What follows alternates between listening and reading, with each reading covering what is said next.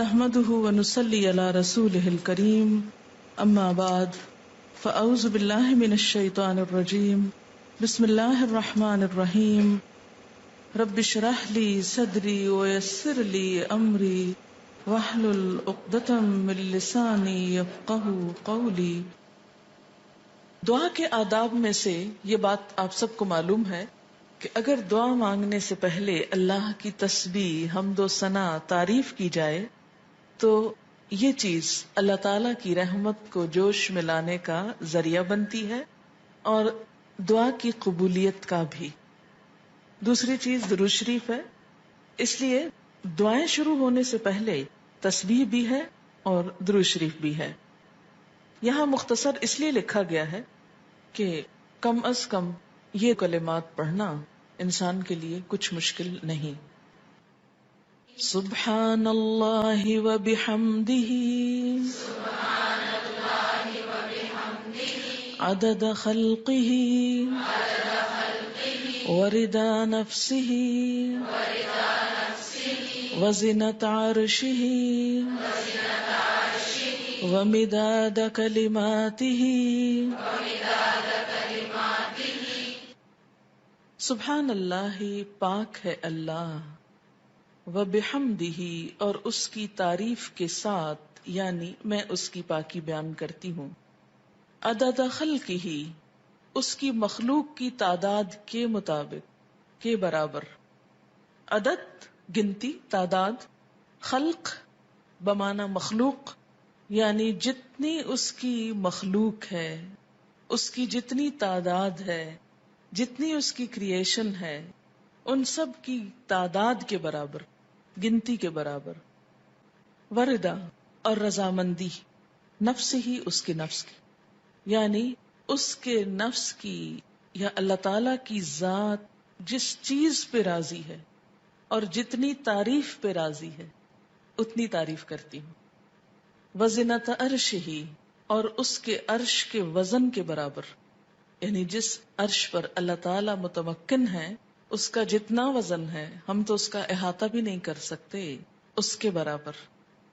ومداد، اور سیاہی، کلمات ہی، اس کے کلمات کے لکھنے کی، یعنی قرآن پاک میں آتا ہے کہ اگر سارے سمندر سیاہی بن جائیں اور اتنے ہی اور بھی، اور سارے درخت قلمیں بن جائیں اور اللہ کے کلمات، اس کی تعریف لکھی جانے لگے تو سارے سمندر خشک ہو جائیں، لیکن اللہ کی باتیں کبھی ختم نہ ہوں۔ تو اس لیے اس کے کلمات یا اس کی باتیں لکھنے کے لیے جتنی سیاہی چاہیے اس کے برابر۔ یہ مسنون تسبیح ہے اور بہت ہی خوبصورت، چند لفظ ہیں لیکن ایک بندہ مومن کے دل کے اندر اللہ تعالی کی محبت کے لیے، اس کی عظمت بیان کرنے کے لیے جو اس کے جذبات ہیں اس کی ایک عکاسی ہے۔ اب دیکھیں کہ اللہ تعالی کی ذات جتنی بلند ہے اور اس میں جتنی خوبیاں ہیں ان کا احاطہ کرنا ہم جیسے کم عقل اور حقیر انسانوں کے لیے ممکن ہی نہیں۔ نہ وہ ہماری عقل میں سما سکتا ہے، نہ ہمارے تصور میں، اور نہ ہی ہماری اتنی زندگی ہے، نہ ہماری اتنی قوت ہے، نہ اتنی طاقت ہے، مجال ہے کہ ہم واقعی اس کی تعریف کا حق ادا کر سکیں۔ اس کی تسبیح کائنات کی ہر چیز بیان کر رہی ہے۔ وَإِن مِّن شَيْءٍ إِلَّا يُسَبِّحُ بِحَمْدِهِ، کوئی چیز ایسی نہیں جو اس کی تسبیح نہ کر رہی ہو۔ وَلَٰكِن لَّا تَفْقَهُونَ تَسْبِيحَهُمْ، لیکن تم ان کی تسبیح کو سمجھتے نہیں ہو۔ سَبَّحَ لِلَّهِ مَا فِي السَّمَاوَاتِ وَمَا فِي الْأَرْضِ، تسبیح کر رہی ہے اللہ کی ہر وہ چیز جو آسمانوں میں ہے اور ہر وہ جو زمین میں ہے۔ جب ہر چیز اس کی تسبیح میں لگی ہوئی ہے تو میری زبان اس کی تسبیح سے خالی کیوں رہے؟ اگر میں نہیں کروں گی تو میری محرومی ہے۔ اللہ تعالیٰ کا تو کچھ بھی نقصان نہیں۔ بے شمار فرشتے صرف پیدا ہی اس لیے ہوئے ہیں کہ وہ اللہ کی تسبیح بیان کریں، اس کی تعریف بیان کریں. اس لیے تسبیح کرنا سراسر خود انسان کے اپنے فائدے کے لیے ہے. اس طرح انسان باقی کائنات کا ہم نوا ہو جاتا ہے. جس ذات سے جتنی محبت ہوتی ہے اس کے لیے الفاظ کا چناؤ اتنا ہی مشکل کام ہوتا ہے، اور اللہ کی تعریف کے لیے الفاظ کا چناؤ ہم عام انسانوں کے بس میں نہیں. اس لیے ہمیں لازمی طور پر سہارا لینا ہے نبی صلی اللہ علیہ وسلم کے الفاظ کا.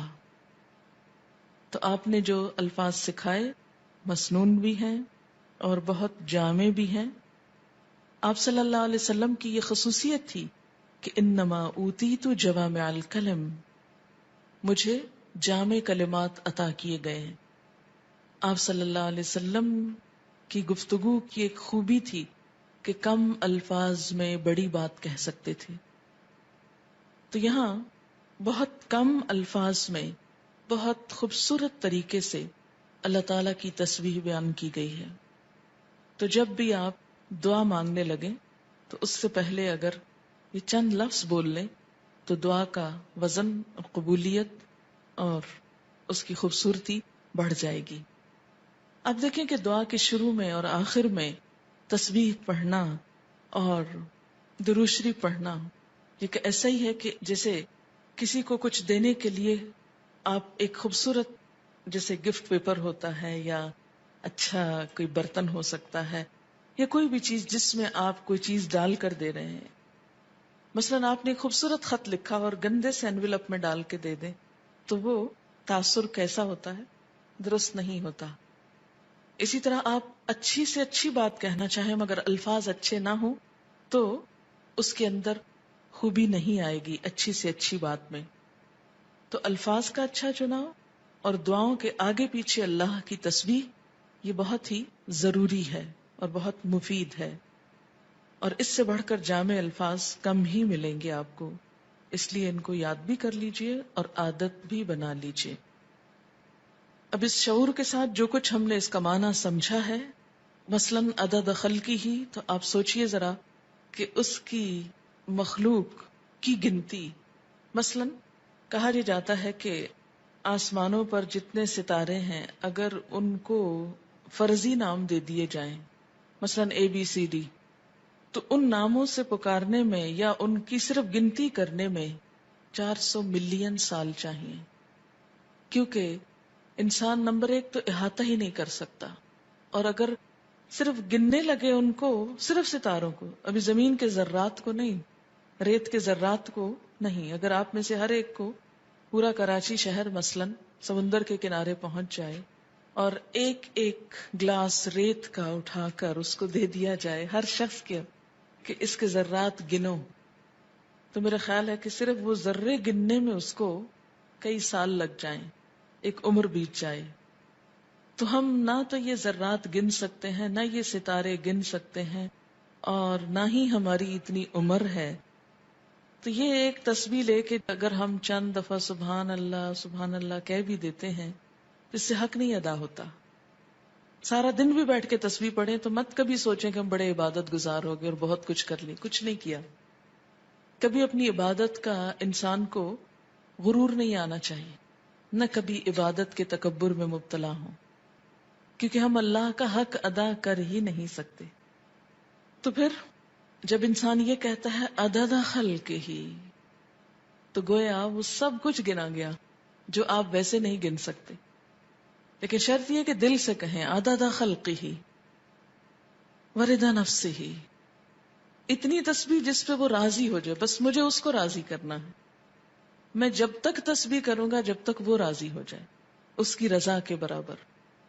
وزنۃ عرش ہی، اور وزن میں اس کا عرش، اس سے وزنی کوئی چیز نہیں، اور اس کے کلمات لکھنے کی سیاہی کے برابر.